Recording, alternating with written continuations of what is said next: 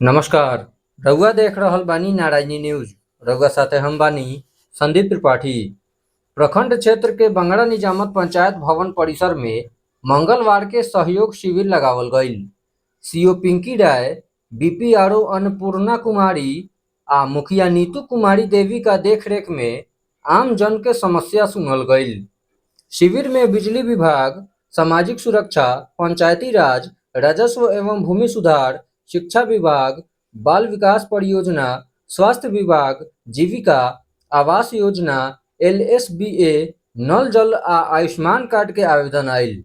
एह मौका पर प्रभारी चिकित्सा पदाधिकारी doctor Ganesh Kumar Gautam, doctor Rajesh Kumar, MDM प्रभारी ज्ञानेश रंजन, मुखिया पति रंजीत पासवान, पंसद शंभू पासवान, उप मुखिया गुड्डू कुंवर, देवेंद्र सिंह, प्रभात कुमार, क्रांति तिवारी, शिशिर किरण समेत कईजन समाज सेवी लोग मौजूद रहे।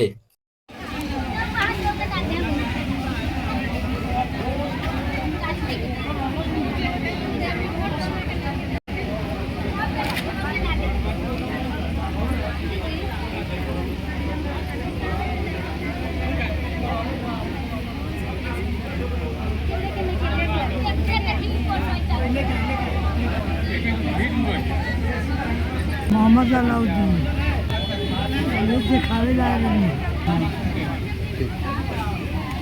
ये दवाई के खाए के बाद